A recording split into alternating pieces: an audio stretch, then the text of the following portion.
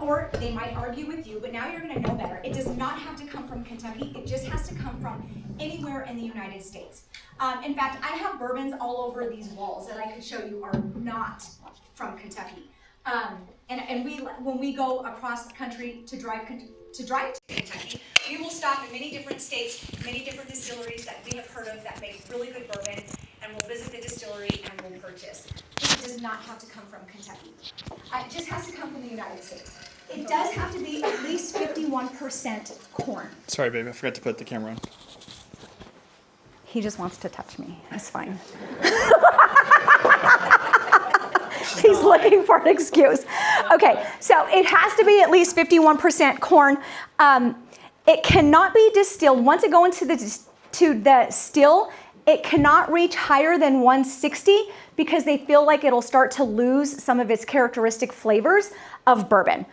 It has to be bottled. When it actually goes into the bottle, it has to be at least 80 proof. So if it's like 70 proof, it's too low. It has to be at least 80 proof. It has to be stored in brand new charred oak barrels. Unlike Scotch, where they could reuse barrels, bourbon has to be in a brand new barrel every single time.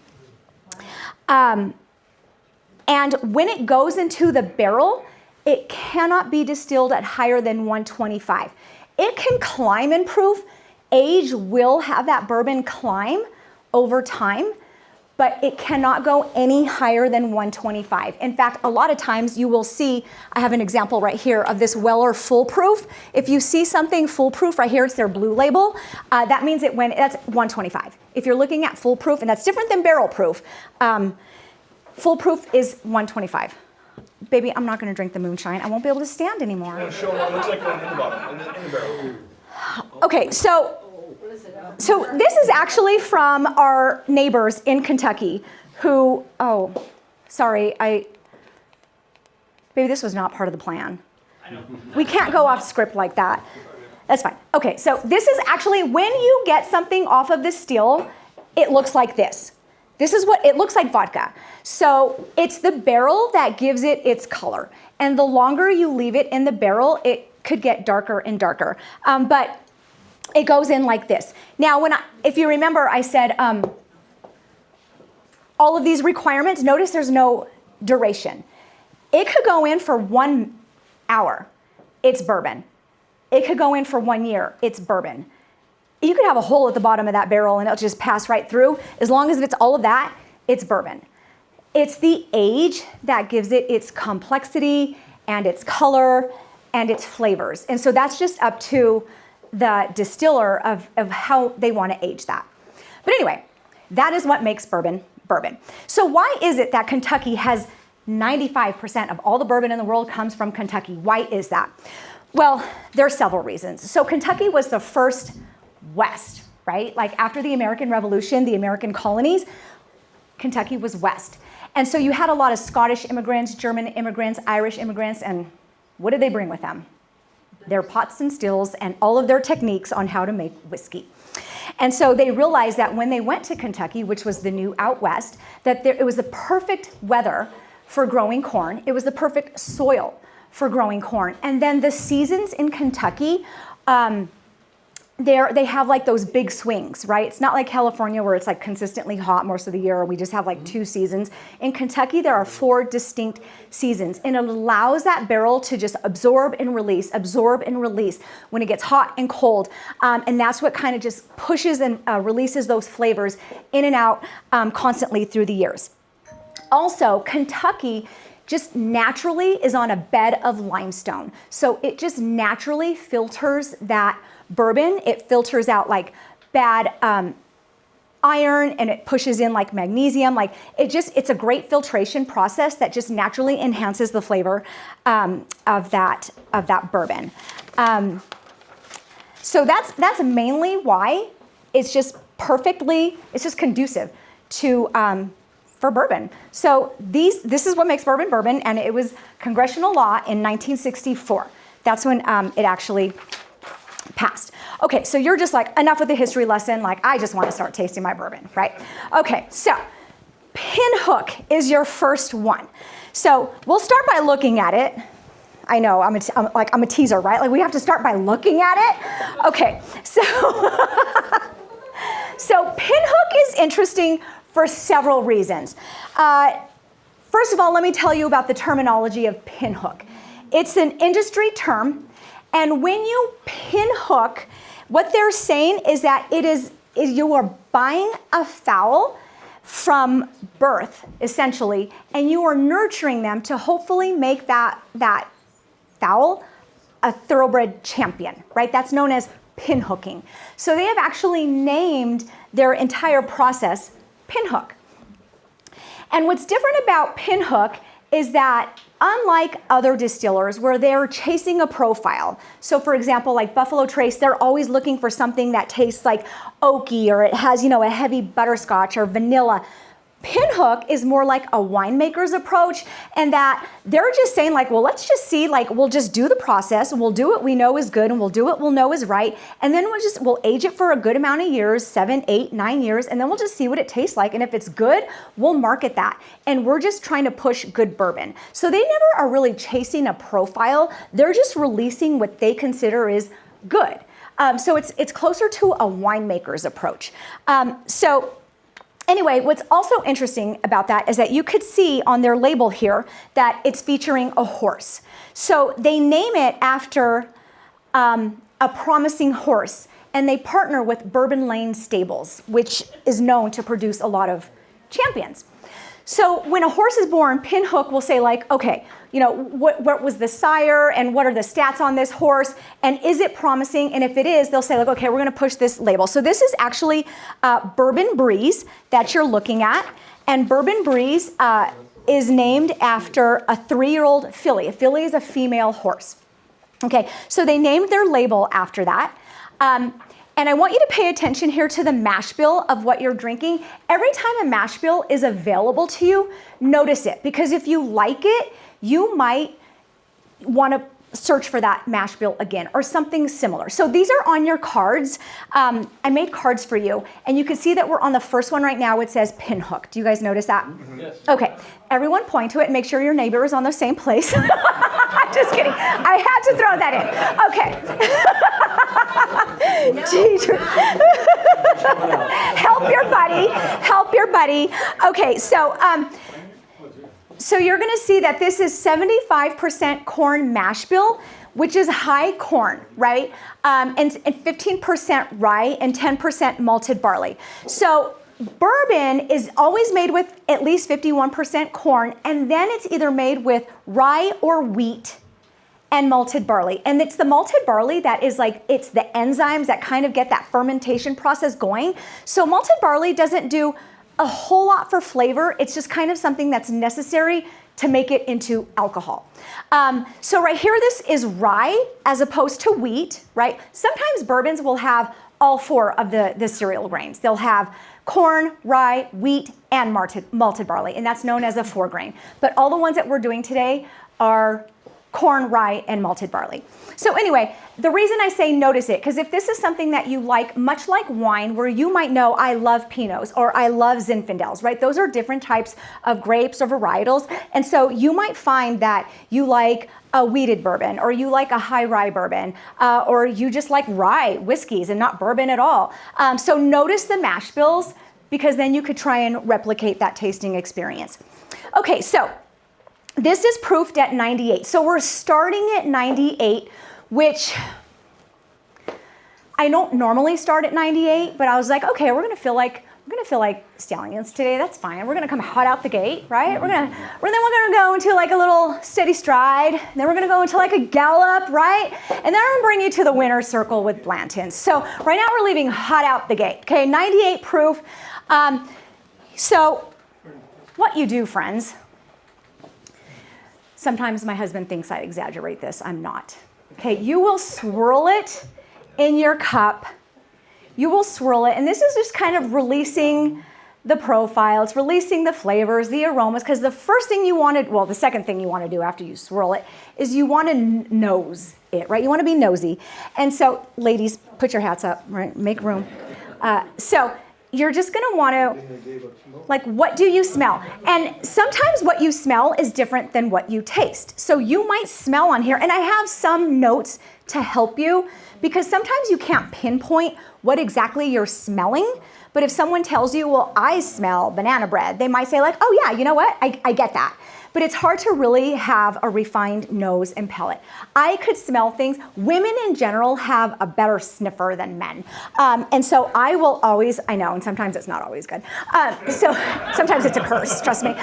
Especially, I have 4 boys in this house, y'all. But you can just smell, and I smelled, so my tasting notes for you is that banana bread, butterscotch, red apple. You may or may not experience that. Sometimes your nose could smell some things one day and not another. Sometimes weather could affect it. Sometimes allergies could affect it. And there's no wrong answer, right? Like, you smell what you smell and you taste what you taste. So see if you experience that. Those are my tasting notes for you though. And now you could taste it. Now this is for you, this is not a shot. Some of you see this serving, you're like, shot, shot, shot, shot, shot. Okay, this is not a shot. Bourbon, we sip. Okay, this is a refined whiskey. So we sip it. So you may or may not want to just first wet your lips with it, or you might want to just go in for that sip. It's up to you. I leave it to you. You might want to share it. You might not. You might want to. It's just, you do you. Okay, so yeah, go ahead, taste it.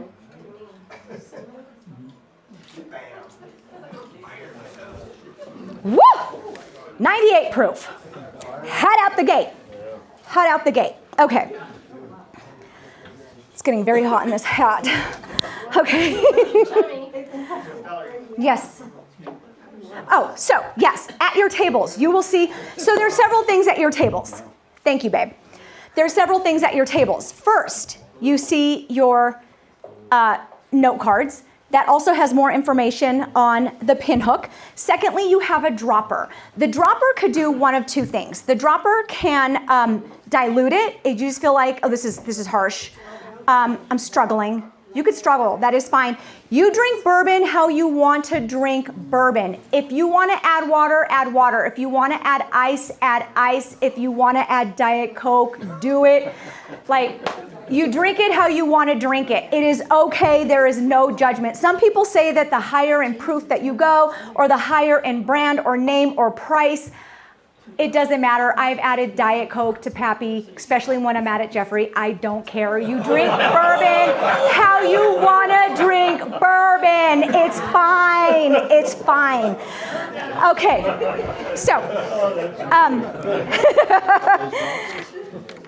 okay, so you could add it, and a lot of times people will do it for a tasting experience, not to dilute it, but a little smidge of water will actually bring out, it'll tame the alcohol, and you'll be able to extract those flavors just a little bit more. So the water can help you with that. Try it. And again, another thing I would like to mention, you might want to, don't feel you have to drink all of the pinhook right now before you move on. What I like to do during a tasting is I like to taste the first one, and then I like to move over to a second one, and then go back to the first one, compare, then go to the third, go to the fourth, and I like to keep going back. Food for thought. But I mean, I just finished saying drink bourbon how you want to drink bourbon, so if you just want to drink it all right now, go for it. Okay, so while you're continuing to experience that one, I'm going to show you this little clip, because I'm going to try and weave some history on you as much as possible. So I'm going to play this. Volume down a little bit, babe. Do you remember just like how we practiced? He's not listening. He's missing his cue. Volume down, just making sure. Okay, so this is the Kentucky Derby Museum, and if you ever get the chance to go, which I highly recommend, they take you into this room with a 360-degree screen, and it is a phenomenal experience to watch this. We took our sons last year, and it's magnificent. So while it's playing right now, I'm going to tell you just a little bit about it, that Churchill Downs was built in 1875, and it actually started as a 1.5-mile track, and it wasn't until 1896 that it got shortened to 1.25 miles, 1.25 mile. And that's what it still is today, 1.25 miles. It is the longest continuously held annual sporting event that is held in America. It has been running without fail every single year since 1875. It is nicknamed the most exciting 2 minutes in sports because they go through all of this training, all of this lead up for years, and it's over in 2 minutes. Just so you know, well, you probably do know this, I think I already mentioned it, but this year's Derby is next Saturday, and favored to win, in case you have not looked it up, is Journalism with 3-1 odds. Next is Sandman with 8-1 odds. No one's taking notes? Okay. Sovereignty with 8-1 odds. Rodriguez with 10-1 odds. And Tepan with 10-1 odds as well. Okay, so we'll raise the volume a little bit because this is just what it looks like on your typical race day at Churchill Downs. These are the Twin Spires, which I'll point out to you again.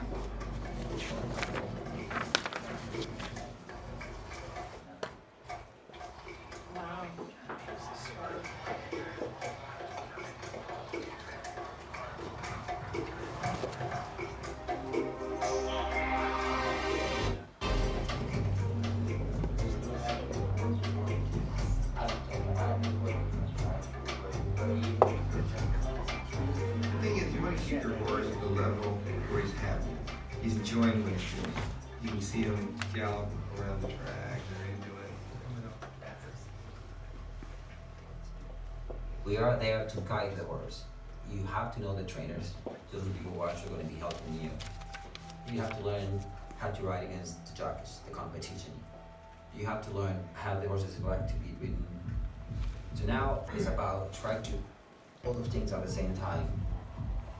It happens so quickly, and homework that you do is to prepare you for the Derby. Sometimes you get a great connection with the horse, and that's what it takes.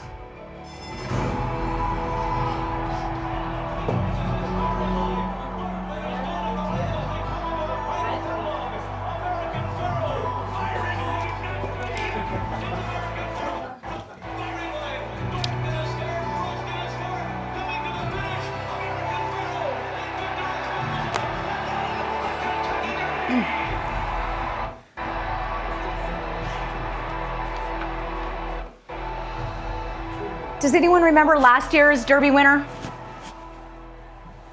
Mystic Dan. All right. All right. Yeah, not the favored. Okay. All right, moving right along. Woodford Reserve. Okay, so Woodford Reserve is special for several reasons. This has been designated the official bourbon of the Kentucky Derby since 1999. So when you go to Churchill Downs and you order a bourbon drink or a mint julep, it is based off of Woodford Reserve. So why is that? So let me get into that. I don't think I mentioned this at the beginning. So why is it that these bourbon and horse racing has this connection? Well, it's mainly to tell a cultural narrative. So the history of Kentucky, the heritage, the culture of Kentucky is embedded in horse racing and in bourbon. And so when you kind of like marry the two together, it's just nostalgic for people. It's nostalgic not only for Kentucky, it's nostalgic for Americans. And so, and it offers a little bit of refinement because Derby is very, Derby tickets on Derby Day. I mean, some of the richest, wealthiest people go, right? And it's a tradition that started not in America, but from England, the Epsom Derby in England and the Grand Prix of France. And so when they brought it to America, it's this very sophisticated thing. So Woodford Reserve is based out of Versailles, Kentucky. And I know right now you're thinking, that history teacher just said Versailles. Well, yes, I did, right? Okay, so why do I say Versailles and not Versailles? Well, it's because when you go to Versailles, Kentucky, they say, we are not France. We appreciate France, but we are Kentucky, and we say Versailles. And so Woodford Reserve is out of Versailles, Kentucky. Okay, but notice of course, there is this French influence in several terms that I've said so far today.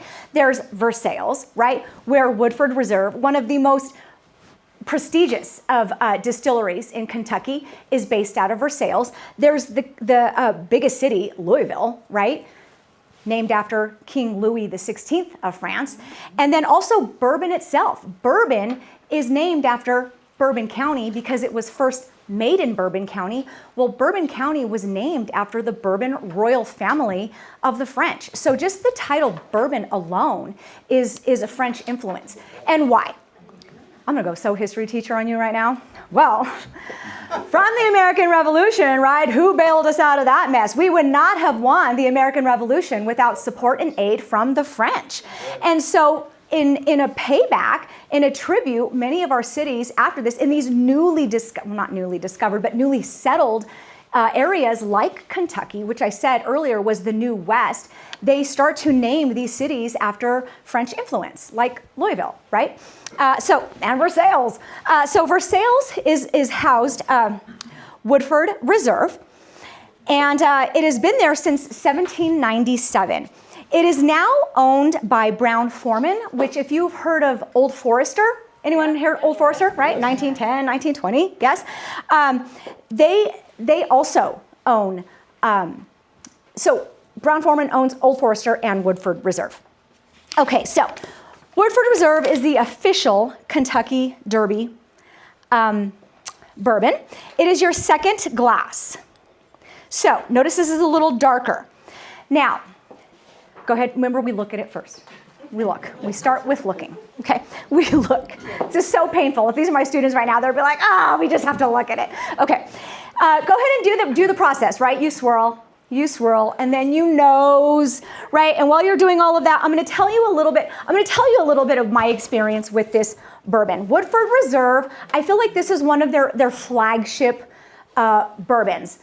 And it's their Woodford Reserve Double Oak, right? Everyone loves it. You've probably heard of it before. And I'm just like, God, this is so overhyped. I tasted it the first time and I was like, it was like, I felt like it was just tannins and it was harsh. And I felt like I was choking on it. I didn't like it. I did not like it at all.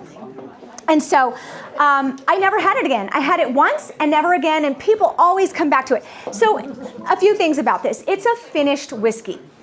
So if you ever hear of a finished whiskey, that means it is aged in a charred oak barrel, right? Just like every bourbon has to.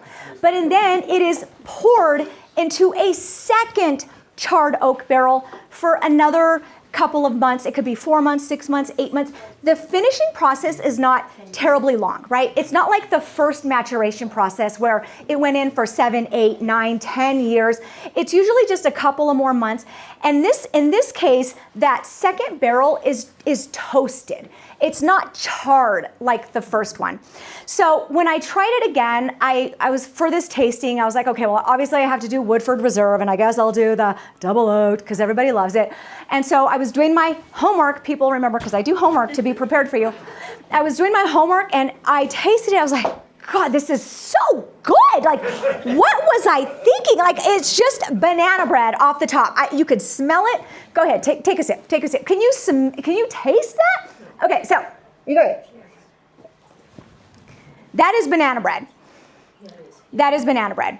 Okay, so I was so like convinced and selling myself on like, what? No, this can't be, because I tasted this a few years ago and I hated it. There's no way this is the same bourbon. So I kept tasting. Good point. Thank you, sir. Husband. Thank you, husband. Yes. Another thing at your table where I forgot to. Well, I'm fine. I wasn't there yet, but okay, that's fine. Jeffrey. I know, right? He's interrupting the process. God, isn't my sign on? Do I need to make this brighter? Goes brighter. Goes brighter. No, I need it 80%. I need it 100%. Okay.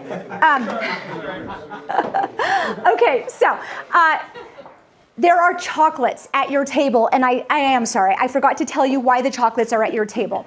Many times, chocolates could enhance a lot of these natural flavors that you might experience in bourbon. And so just having that little like chocolate nibble, whether it's from like, I have some truffles there, I have some honey honey graham cracker covered chocolates. I have some dark chocolate. It just helps bring out those flavors for you to taste, and it'll just be a little more pleasant experience because chocolate's great with everything. Okay, so when I was tasting this, like I said, I was like, there's no way. Why did I hate this 2 years ago when I initially tried it? So I kept tasting, and I was doing my homework, and I was typing and doing all these things. You guys, I had to stop. I hit a wall. I looked at my notes the next day, and I was like, well, they made no freaking sense. Like, I drank too much. I went hard on that homework. Like, woo! Too much homework is a thing. So I'm like, I can't read a thing I wrote. So anyway, but that's how much I enjoyed it, is that I just had to keep coming back and back. So Woodford Reserve, I must say, they really do earn the prestige and the notoriety that they have gotten for this. And you know what? I have to say, for the price, and they've actually increased the volume of this. It is now like a full 750 milliliters, and it's like $60. And it's delicious. You cannot pass that up if you see it. Okay, so another thing I am so excited to share with you about Woodford Reserve is every year, because they are the official bourbon of the Kentucky Derby, they release a limited edition bourbon bottle, and artists from around the country, they contend to have their artwork featured on this bottle. So this is this year's bottle. I'm going to show you a little bit about the artist right now. His name is Humberto Lejera. He is Cuban born, and he resides in Louisville. And I'm just going to show his reaction right now when he walks into like the plant where they're making all of the labels. And it's just very emotional to see how proud he is to have his artwork shown on here. And another thing about this is that we are raffling this bottle, this limited edition, highly sought after, and once they're gone, they're gone. We have this here, and we are raffling it off to everyone. I believe their name is already in the, okay, perfect, in the box. So you could see if you could win this brand new bottle that is designed by Humberto Lejera. And like I said, his artwork is featured on here, and he calls this carrera dinámica, which means a dynamic horse race. That's what he calls this piece. And he's really trying to show the bold nature of a horse in motion during the race. Okay, so here's from the artist. This painting represents the interview derby and speed of the horse. Once I opened that door and I saw all thousands of bottles with my painting, I have no words to explain the emotion of how impressive it was. God is gonna see my art.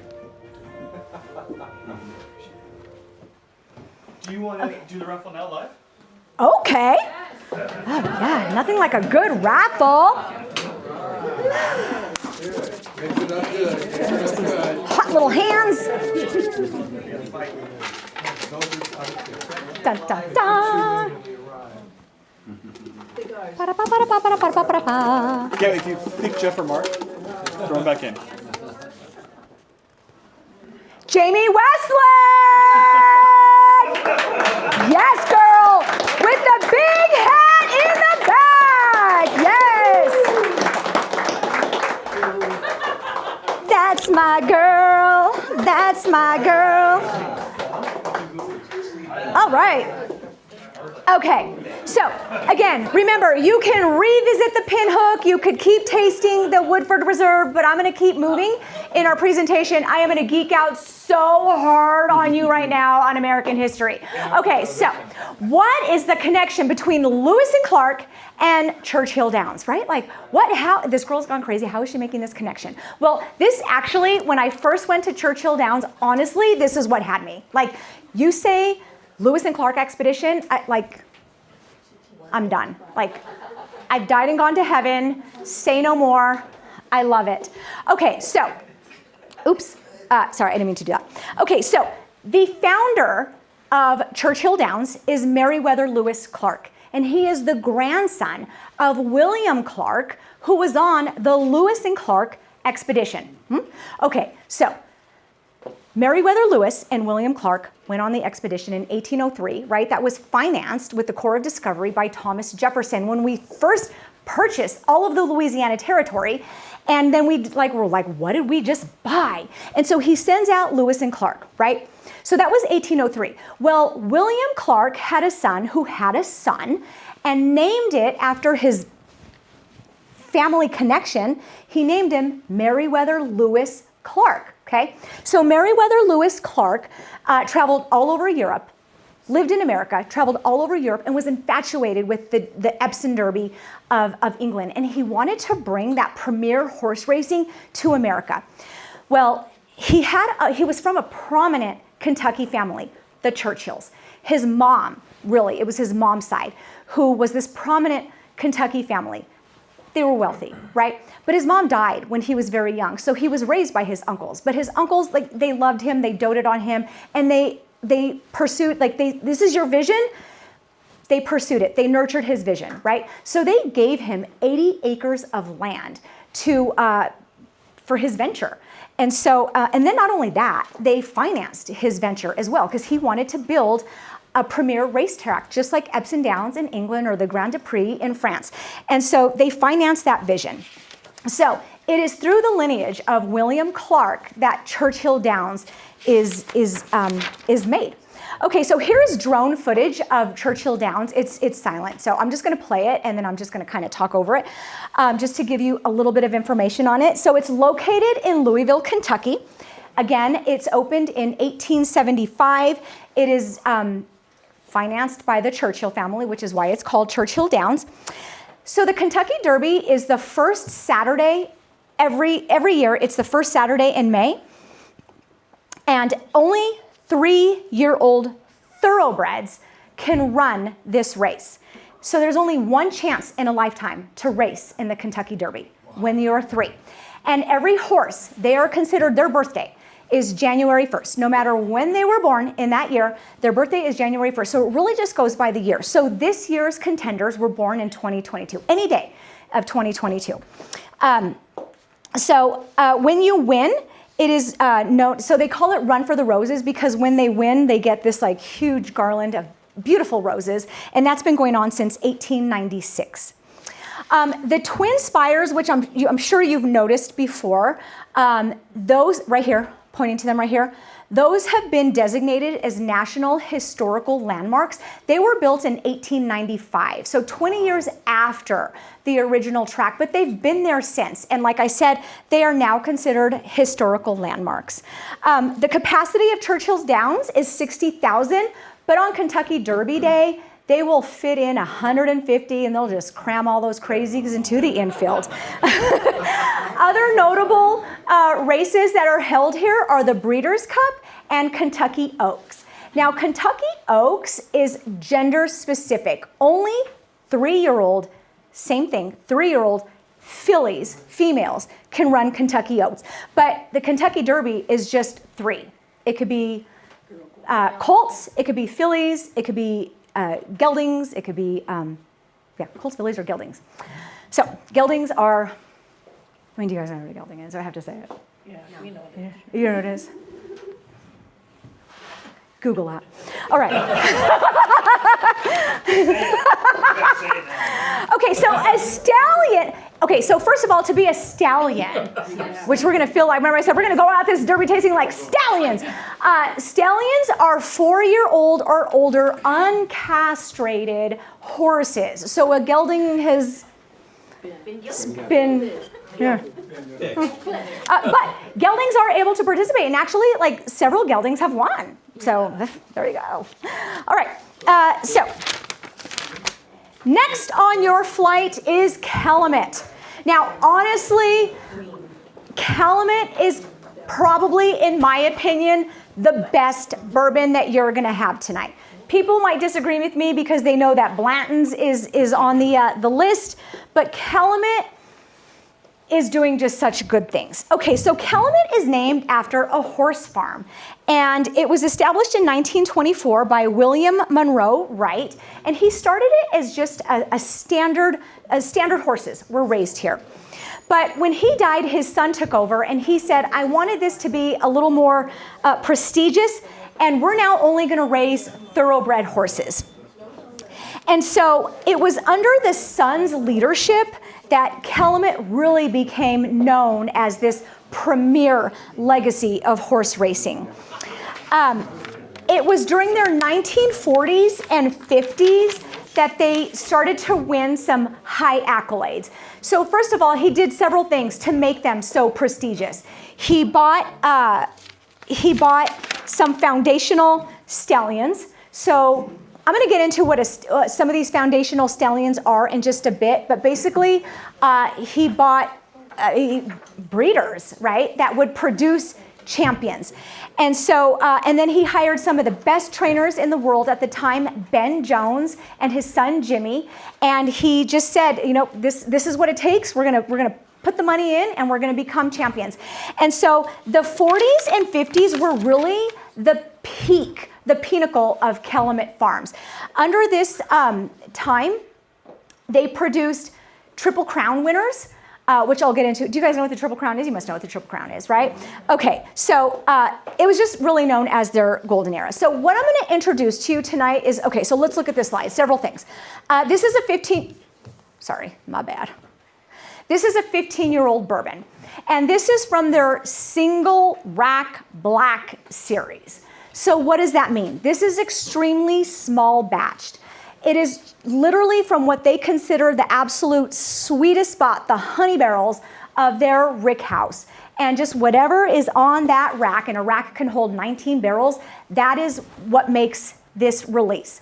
They have other batches, and it's like their 8-year or their 10-year, and those are bigger barrel or bigger production of barrels, like 200 barrels might go in there, but this is only 19. Only 19 barrels produce their 15-year-old. They actually have just released their 16, and it's the same thing. It's a single rack, and so only 16 barrels. Oh, I'm sorry, 19 barrels. Okay, so this one is named Whirlaway. And it's named Whirlaway because Whirlaway was from their farm, and he was one of their best, possibly one of, well, not close to Secretariat, but he was a Triple Crown winner that was raised on their farm. And not only was he a Triple Crown winner in 1941, he also went on to win the, so to be the Triple Crown winner, you have to win the Kentucky Derby, right, which is early May. You have to win the Preakness in Maryland, Baltimore, Maryland, which is like 2 weeks later, mid-May. And then you have to win the Belmont, which is in early June, like second week of June. And all like, you know, just within a couple of weeks. You have to win all 3 of those to win the Triple Crown. And it's incredibly hard to do. Whirlaway did it in 1941. And then he has been the only horse to go on and win a 4th race, a stakes winner, known as the Travers Stakes in Saratoga, New York, just in August of that same year. And so he is known as the only horse to win what they call the Grand Slam. So there's the Triple Crown, and then there's the Superfecta or Grand Slam of horse racing, and Whirlaway is the only one to win all 4 of those. And so this is named after Whirlaway, and that's a picture of him with his racer, Ben Jones, on the label. Okay, so Calumet. I'm gonna show you, hang on, where do I want that? What do I want right now? Let me show you this really quickly. It's just a 30-second clip of their farm. It's gorgeous. This is right by our farm in Lexington. It is palatial. When you see where these horses reside, you would be envious, I swear. Volume.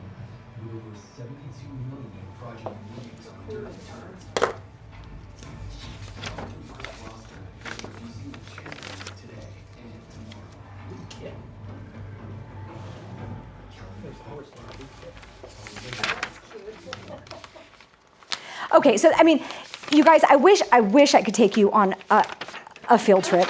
I want to take you on a field trip so badly to Calumet Farms. It is actually, when you drive by, it is gorgeous. What's that? We're there every summer. Everyone's invited. Yes, you're all invited. It is absolutely gorgeous. Like I said, you could see the stables from afar, and they are palatial. Anyway, so in the 40s, they had several Derby winners. They had Rollaway, Pensive, Citation, Ponder, Holy Grail. I don't know if any of these sound familiar. Tim Tam, Rich Strike is the most recent one in 2022, came from Calumet Farms. And then Strike the Gold in 1991. So anyway, that is Calumet. So this one is proofed at 105. So right now, you guys, you are in your full gallop straight phase right now of your horse race. This is aged 15 years. So these are the several reasons why this really is considered, in my opinion, this is the best bourbon of the night. Age statement is 15 years. Proof is 105, right? So sometimes the higher the proof climbs, the more expensive that bourbon becomes. And so this bottle you're looking at, I'm not even going to lie and pretend I know, because if I want a bottle, I just get the bottle. I put it on the list and I just make sure my husband buys it. And then he just knows once it's on the list, like, honey, how much would you say this bottle is if someone were, is he listening? He's off task. He is off. 150. Okay. Yeah. So, like I said, the age statement on here is why, and the proof, but also it's that small batch. Only 19 barrels were used to produce that. Now, small batch is a weird industry term because there's no specific number to quantify what is a small batch. So, depending on like the distillery, like Jim Beam, for example, you've heard of Jim Beam, right? Like Monster, right? Small batch to them in relation might be only 200 barrels. But for Calumet, small batch is 19. So there's really no industry standard. It's just all relative. But when we see that something is producing at just 19 barrels, that is significantly like exclusive. Okay, so what are you smelling? This is this Calumet. So wait, we look at it. We nose it, we swirl it, right? We do all the things. I immediately taste, call me crazy, a Luxardo cherry, right? Like, so, a cherry bomb. Go ahead and taste it. Sweet corn, dark fruit, like plum. The finish, so another thing I meant to tell you too is like when you're drinking this, pay attention to the finish. Like, how long does that taste or flavor or even that Kentucky hug, as they call it. Some people say like, oh, it's a burn. You're getting hugged right now. That is the Kentucky hug. Yes, embrace it. Right. So, and it's so nutty. Like, do you taste that? This is a magnificent bourbon. I love Calumet. I've actually tasted the 16-year, and I think they overdid it a little bit. Sometimes I swear you pay more for the higher in age it goes, but sometimes to me it's too tannic. It tastes too oaky. So sometimes to me, like those 10, 12 years are like the sweet spot. My opinion. Okay. So keep on sipping on that, and again, feel free to have the chocolates with it. Feel free to go back to the Pinhook.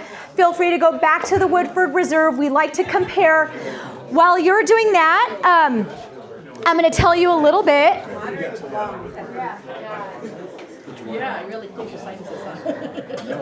Okay, so a little note about thoroughbred racing, because it's a term I've used several times, right? You've heard me use the term thoroughbred. Okay, so what exactly is a thoroughbred? Well, only thoroughbreds can race in the Kentucky Derby. And so what it is that you have to go, I know, you're sick of hearing this, but you have to go back in history. Oh, no, I'm not talking to you. You're fine. You're perfect. I'm talking about everyone in general. I'm going to take you into another history lesson. I'm so sorry, but bourbon and American history are so intertwined. Okay, so what makes a thoroughbred a thoroughbred? Well, a thoroughbred has to trace its lineage back to one of 3 stallions. Not just 3 types, like 3 stallions, like 3 specific named stallions. Okay, so the first one is the Darley Arabian, which is pictured here. It's this one. Okay. 95% of all thoroughbreds today trace their lineage back to the Darley Arabian. Then the other one is the Byerly Turk, who was a war horse. Not so many, but still, it has to stem from one of these. And then the last one was that, say this for me, honey. Godolphin. I think he's wrong. I think it's Godolphin, but let's just throw him that bone. That's fine. Arabian horse. So it has to stem from one of these 3 thoroughbreds, and they are considered foundational sires.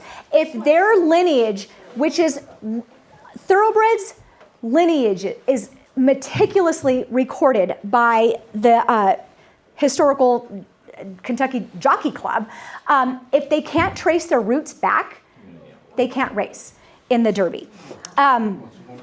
So there you go. And how did they come, like, why is this the rule, right? Well, so these came from either the Middle East, and then they were brought over to Europe, and they were bred with English mares, and they were deliberately happened for stamina and speed to produce horse races, and that's exactly what the outcome was. And so that is today. You have to be able to prove that. Okay, so the last one, you guys, is Blanton's, and I have to play this song. I wouldn't be your steward if I didn't play this song for you, because we're going to Blanton's now, which some people think is the most coveted of bourbons. And so this is what I say, okay, we have now reached the winner's circle, right? Okay. Welcome to the winner's circle. All right, so a lot of people will claim that this is the best bourbon. It's not. In fact, I have a list. I have a list that I am willing to bet. I could list 10 bourbons that are easier to find, cheaper, and are released more readily available than Blanton's. So The caps are awesome. the caps are awesome, and I am going to get into that in a second. So why is Blanton's so coveted? Well, number one, they became a collector's item, right? And so there's a few things. Okay, so Blanton's was released as the first single barrel. So right now, you guys, I am so hot in my hat. I can't with my hat anymore. I know. Is it the bourbon? Is it the talking? I don't even know at this point. Like, are you all sweating? Okay. So there's a few things. So single barrel. Single barrel are highly coveted right now. So what? Oh yeah. Open a window. So when you see, I know, isn't he sweet? When you see this single barrel bourbon on any label, it doesn't have to be Blanton's. It was Blanton's that first introduced the concept. But why is single barrel so highly sought after? Well, it's because other bourbons, they might have, like I said, a batch of 200 barrels that they might mix. They're just all dumped into a massive vat. And this barrel might be like, oh, this barrel's good. And this might be, meh, it's okay. And this barrel's like, it's kind of in between. And they just mix them all together and it makes like okay whiskey. But a single barrel is like a guarantee that that master distiller is saying this barrel in and of itself is like perfect. It's great. It's exactly the profile that we're chasing. It needs nothing. It needs no filter. It needs no dilution. It needs nothing. It is perfect. And so these single barrels, and sometimes they're like highly sought after because of their location in the rick house, their location of where that rick house is. I mean, there's just different variables that make certain barrels better than others, even though they come from the same mash bill, they came from, the same year, the same aging. And so it was Colonel Albert Blanton who this is named after. And I actually did some delving because I was just like, I want to know why. Like, what did he do in the military? Like, because I'm a historian, right? Well, turns out he wasn't in the military at all. It's like an honorary title given by the Commonwealth of Kentucky, almost like being knighted. He got the title of colonel, just for his service to the community and The bourbon industry, because that's how big it is in Kentucky, right? So because of his contributions to the bourbon industry, he gets this honorary title of colonel. But when he had dignitaries come, he worked for Buffalo Trace for over 40 years. He was, in fact, its president for 20 of those years. And when dignitaries came or, special guests, he would say, pull it from warehouse H, because that's where all the best barrels are. Open up one single barrel, and that's what we're gonna serve. And so under his leadership and his introductory to that single barrel and his location of Warehouse H, that is named after him. And I mean, he got Buffalo Trace, which is now like the highest producing, highest volume bourbon in America. He got them through Prohibition. He got them through the Depression. He got them through World War I and II, and they still stayed in business. And so it's like, if he could get the government convinced that whiskey is medicine, give that man the title of colonel for sure, right? Like, why not?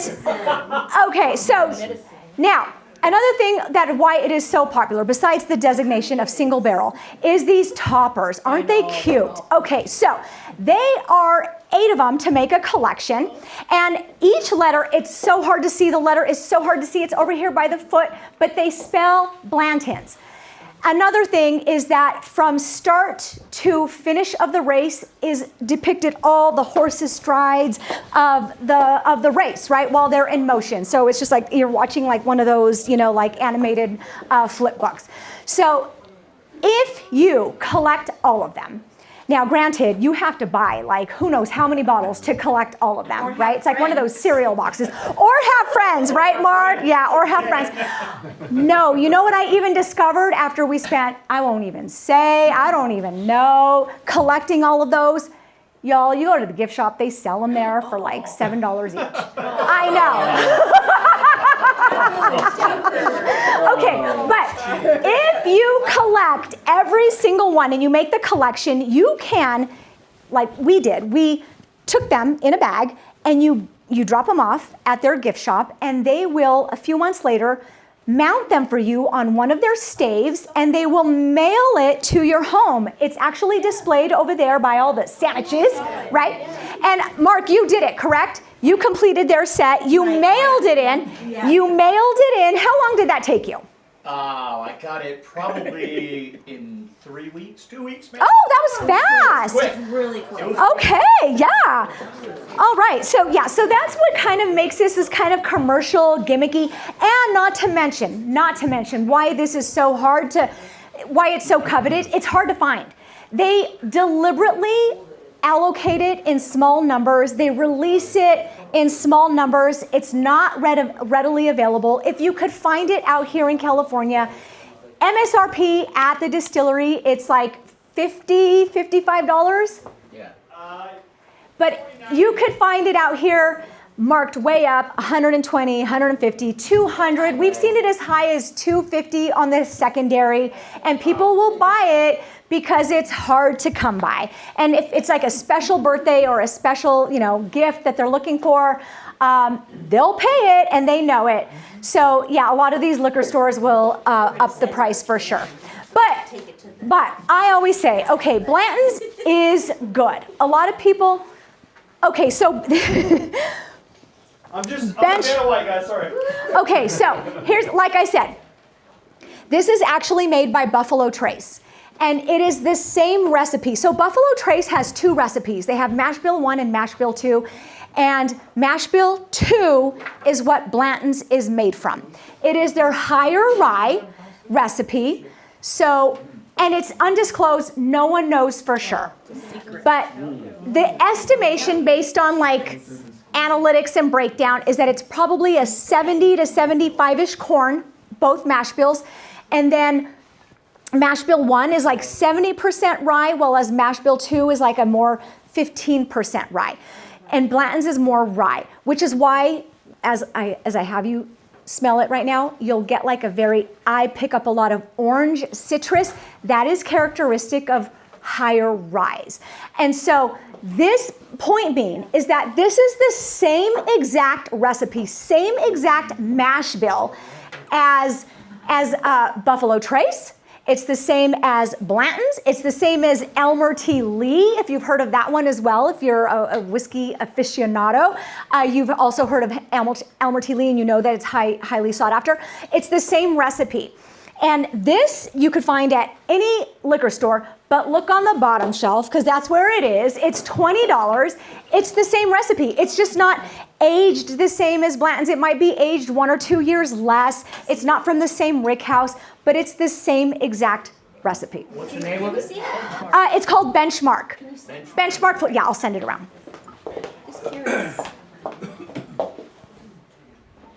So on this, it's a 93% proof. It's aged 8 years plus. Again, they're very secretive on their mash bills and their aging. They release it ongoing every year, but this bottle in particular that you're enjoying tonight is released in 2023. I pick up, like I said, it's that higher rye, so you might pick up citrus. I taste a lot of buttercream, like buttercream frosting when I taste this. You may or may not.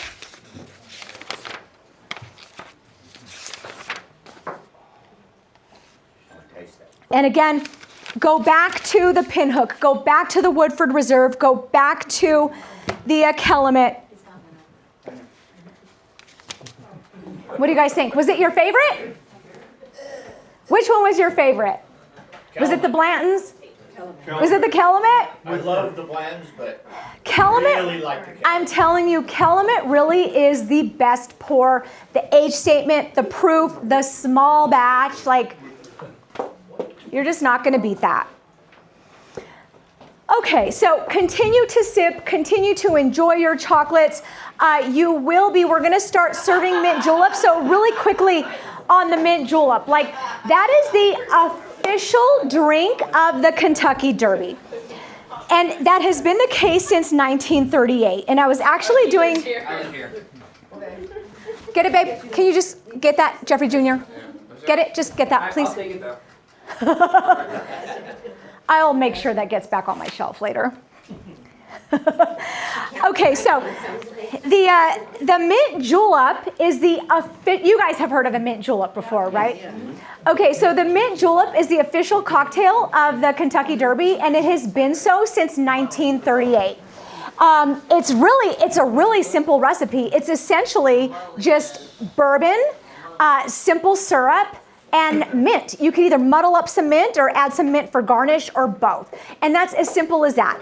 It actually, it traces back to like the Middle East, where it started off as like medicinal purposes, but and then it made its way, but it didn't have alcohol. It was just like the mint with water. But of course, like when we bring it to America, we have to put alcohol in it, right?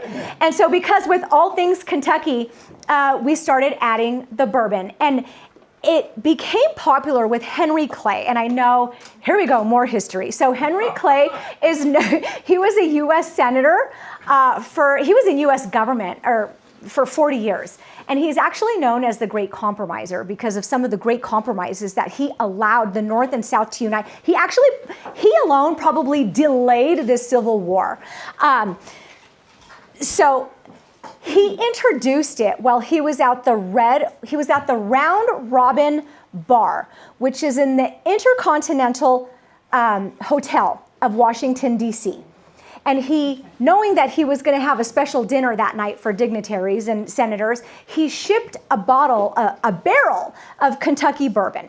And then he said, let's make this mint julep. And he had a toast and he said, I officially declare this the official drink of the evening. And it grew like wildflower and fire. And so now that is it became the official drink of the Kentucky Derby. Sorry. Okay, that was a lot. Okay. Questions, comments, yes. Okay. You're mentioning Henry Clay. What was Henry Clay's favorite bourbon? I don't know his favorite bourbon. I do. What is it? Tell me. Old Crow. Okay, so Old Crow was first distilled at Woodford Reserve. So appropriate.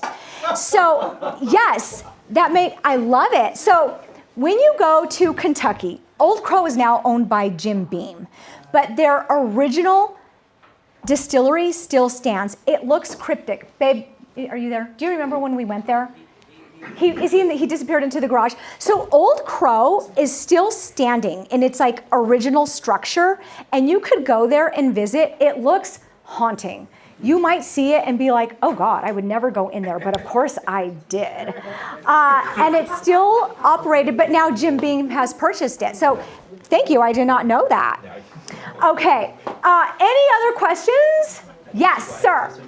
So since Gin Hook is based off of like a winemaker's approach, does that mean that there's inconsistencies between one bottle and the next? Yes. So you might not find what's released in 2025 might not taste anything like the next varietal in 2024. So then I guess, yeah, because I actually like this one, but it's hard to believe that like you might find another bottle of Pinot and be like, that's not what I tasted, and I'm pissed now. Yeah. It's not going to be too far off, but they're not chasing a profile. Okay. Any other questions? Is that part of the shape of the bottle too, Valerie? What's that?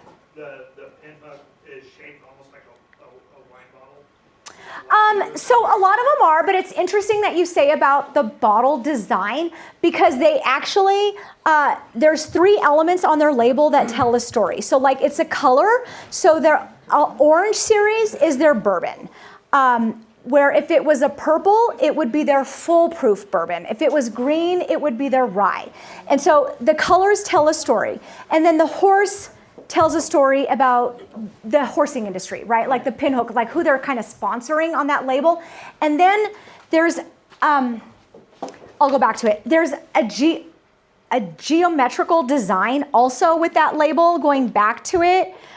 Which is different every year, and that symbolizes the year that it is released. So if you look at the geometrical design on that, that is signature to 2025. Next year, the orange label will have a different horse. It's still going to be bourbon because it's orange, but it'll have a different geometrical design because it's a different year. But other than that, like even Calamit's kind of shape, that's kind of like an industry standard for a bottle. It doesn't necessarily have to be because it's wine. Any other questions, or should we just move on to mint juleps? Yes. I got another one. Tell me, ask me. I think since we're on the topic of bourbons, I think it would be very fitting that you give a little lesson on old fashions and the muddling versus no muddling, because Okay. I learned a little something, and it was because of her. Okay. She taught me, but we both learned because we didn't know, right? Go ahead, you take it. Okay, so my favorite drink is the old fashioned. Mine too? Yes. Okay, so I love an old fashioned. And when you go get an old fashioned, like the more flair, the better. Like I love when they just light this plank of wood on fire and there's smoke everywhere. And it has to have a Luxardo cherry. Like honestly, that's like my criteria. Okay, so we got in this huge debate over, he's like, oh yeah, I'll make you an old fashioned. I was just like, he said something about like, I'm gonna muddle the orange. I'm like, no, don't muddle any fruit. Don't muddle anything. He's like, well, that's how you make an old fashioned. And I asked the bartender and I'm like, no, do not muddle it. A traditional old fashioned does not muddle fruit. So we got into this whole thing of like why some people muddle and why some people don't. And so a traditional old fashioned is made of bitters, whiskey, and just an orange slice for garnish, no muddled fruit.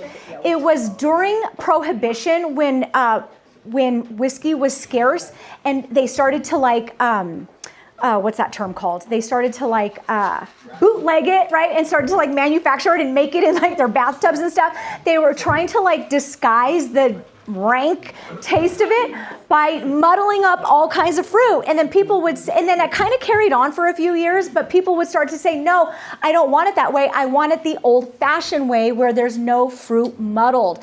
And so a traditional old-fashioned does not have muddled fruit. Scold! I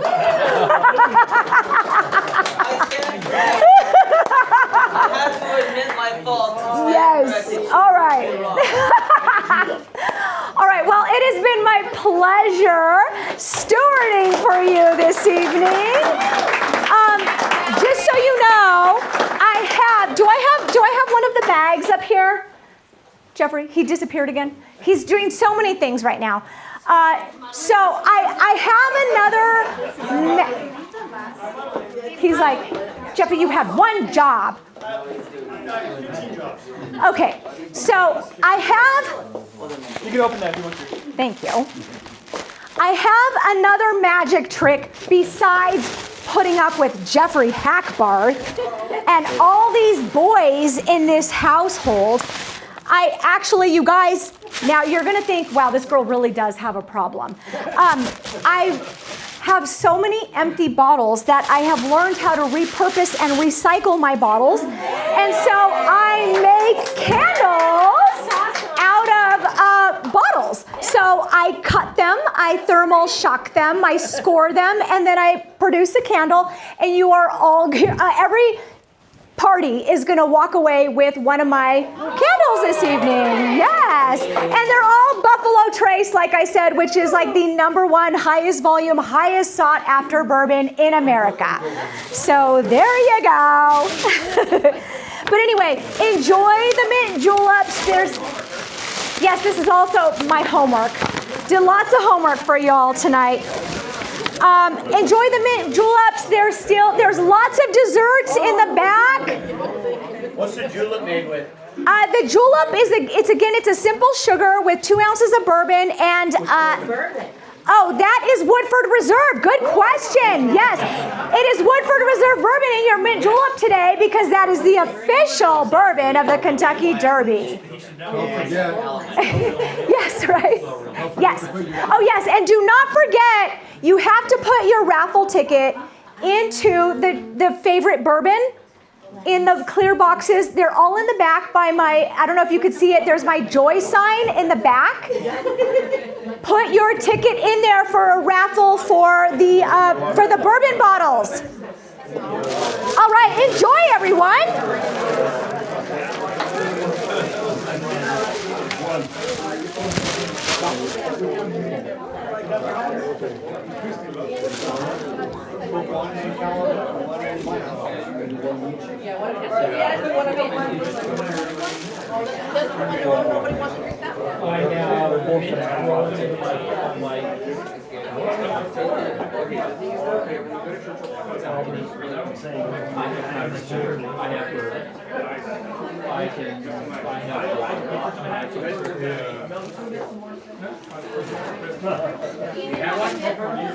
I have a mint blend for making juleps.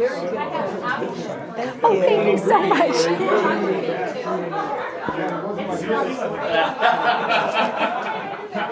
Fabulous. Thank you. Thank you so You're much. such a nut. Was it fun? It was fun. Oh, good. I'm glad you enjoyed it. Well, what also makes it fun, having been here before, but hearing some of the same things and just Yes. kind of, plus all the extra stuff. Yes. It's great. Yeah, I think I actually liked the doing the Derby-inspired one more than the Bourbon and Booze, actually. Well, I don't know. just It's hard to different. say. Yeah, it's different. Well, but you're more connected and invested in Kentucky Yes. and the Derby. Yes. So There's a lot of personal connections. Very true. Solid point. All right, well, thank you.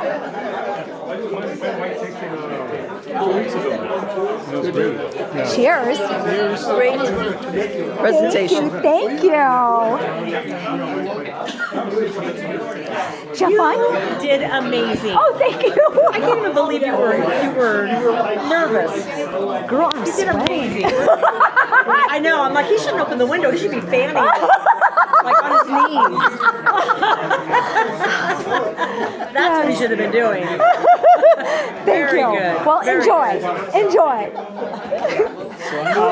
Cheers, everybody. So anyway, Valerie, great job. Great job. Thank And you. I didn't get a chance to say my favorite. Well, I know your next career. My favorite history lesson of all time was walking the Freedom Trail with you guys and doing a lesson and then a tavern. And then Yes. a lesson and then a tavern. Right? We got a good system there. So awesome. I still have my candles in a Blanton's. Good. Yes. Ooh. Jennifer brought.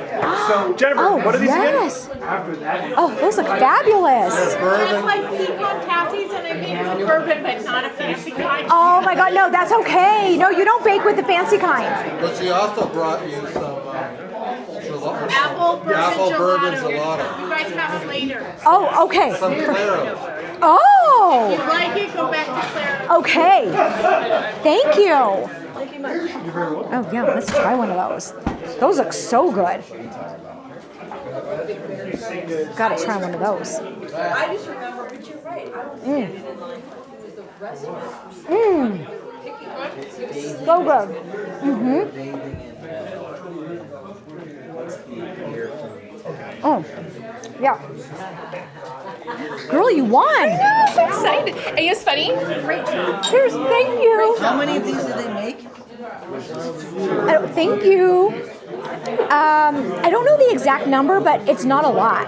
Yeah, this thing's like a collector's piece. I'm gonna drink it. I like that one. Yeah, it's really pretty. I have last year's. Last year's is right there. You see it? I don't know if you see it on my rack. Like you break this and then twist it open. That's what I were trying to figure out. I'm like, Yes. that's what it looked like with the rest of Yes. it. Okay, so it's a special opener. Okay. So I'm trying to think. Why is this? Is this one that I poured myself? Because there's some. Oh, no, I get it came off. Oh, because there's been some that I poured myself. And then look at that one's.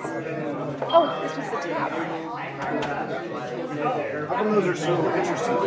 She said it's the tap. So, Knob Creek is Jim Beam. It's like, oh, I'm sorry. It's like their luxury line. And so it's very small batch. Oh, see, this is why. I did this. This is why. I'm like, I know there's one that I did. Okay. So it has my name on it. Oh. So I got to hand dip this myself. And so I did a shitty job. Oh, got it. Yeah, but see, it was like summer. This on yourself? Oh, Yeah, you didn't do a I good thought that job. was professional. We were like, oh, that's No. a secret rack. No, that's Oh, why. it's supposed to look like that? Yes. Oh, way to go. Well, But yeah, that's why. From the 1800s. Yes. 1800s. It's part of the You bottled experience. it and sealed it. Yes, you get to do that yourself. You bottle it, you seal it, and then they'll engrave it for you. That's so cool. Yeah. Okay. Thank you. Oh, that's really So cool. we're not opening that one. I mean, we could. No, I'm just joking. I was telling about it, Mike. Of course, it's like her library. Do you guys have one of these areas that is a go-to, or is it? I mean, you have it broken up in a certain way, right? Or Yes. The benchmark is over at the counter. I saw it. If I were a tiny glass of yours that I could steal, Does it have to be mine? Use that one. Okay, so I have a lot of certain distilleries that are my absolute favorite. So I love Peerless. Jeffrey, this is more Jeffrey's shelf. We both love Barrel. So we have a lot of their stuff, so they have their own shelf. This is all things Heaven Hill. So like Elijah Craig is Heaven Hill. I like Elijah Craig. Yeah, Larceny is Heaven Hill. Henry McKenna is Heaven Hill. Anyway, so all of that is like my Heaven Hill shelf. Bardstown Bourbon Company. Oh my God, obsessed. are all these in Kentucky, or? Yes, Kentucky. Yeah, these are all Kentucky. But and then like I have my California. This is like my Redwood Empire. Yes. Yes. So this is all California. Let's see. This is Texas. Yes. This is Texas. This is Chicago. This is Las Vegas. This is Atlanta. This is Nashville. This is Iowa. You know, like. This is Texas. I mean, yeah, I have a bunch over there too. Like, there's from all over. Because it has to be 51% corn, does that mean the corn has to reside in the state, or they can trim it? They could bring it in. They can bring it in. So it doesn't have to, the corn doesn't have to be in the state. No, It just has because to a lot of times they will use just like Midwest grains. They'll pull it in from like Indiana. A lot of it's from Indiana. So it doesn't have to be corn from the state. It just has to be distilled in the state. Correct. But they're taking the corn somewhere. And I remember when we were here, and I'm a Scotch drinker, I like Scotch. Yeah. And you had me try one based off of how I like because I Oh, like the Scotch. American single malt. Yeah, you're Okay, like, so, you like. So which one was it that you had me try that I really liked? I think it was New Riff. Okay, so do you also like Scotch? You don't have Scotch. Okay, so Scotch is just 100%. malted barley. Okay, but it's from Scotland, which is why it has that title. So the new American thing is considered. Wait, is that one? Hang on, it was new. Oh, is this? Okay, so this is new. This is very up and coming. Much like bourbon in 1964 got its like designation of what it constitutes to be a bourbon. An American single malt just in January of this year got ratified by Congress of what constitutes an American single malt, which is 100% malted barley, but it's like Scotch, but it's not in Scotland, so it can't be called Scotch. Instead, it's now the new American single malt. So that is like a new, very up and coming. And so this is what I had you taste. It's the same thing. It's 100% malted barley. It doesn't go through the peat smoky process, so it doesn't have that peat flavor, but it's 100% malted barley. So this is what I had you taste. And I like it. Yeah. I like it. And you like it. Right? Yes. Yes. I'm a bourbon drinker. Yes. Yes. You see. Yeah, at first, Yes. I'll back that. At first, she's like, I don't like any of these. And then the second round, she's like, I like all of them. Yes. I like all of them. There you go. I think that you did a phenomenal job. Thank you. Thank you. Oh my God, I was so nervous. You did such a good job. Very informative, but you throw in your funny little quips here and there, and everybody, you kept everybody You didn't look involved. nervous to me at all. Really? That's what were you nervous? Yeah, I was nervous. Really? Oh, you did Yeah. phenomenal. Thank you. Thank you you. had everybody entranced in learning something. We're all captivated. I've heard that multiple times. We're very captivated in learning something. Oh, good. Okay. Okay, cool. I didn't know. I know. Bourbon makes learning fun. Well, I think it's because you have so much passion that you love to teach it. Thank you. And then your energy also. Thank you. You did a phenomenal job. Thanks. Oh my God. Yeah, But I thought it was appreciate very that. becoming that I would bring up the freaking muddling thing because it is bourbon, so it Yes. is related. Yes. But it's Oh, for something sure. that like a lot of people don't know. Because people don't know. I was at a bar and this girl's muddling, and I'm like, hey, you're not supposed to be muddling. Tell her. Old-fashioned thing. Yeah. I didn't know. Yes. See? Yeah. I wanted the old-fashioned. Yeah, we're way. gonna do a big argument over this. Yes, one, no, right? we did. So I like went through book like bitch, I got books to back me. Hey, that's what I said. Don't And I was like, I oh no,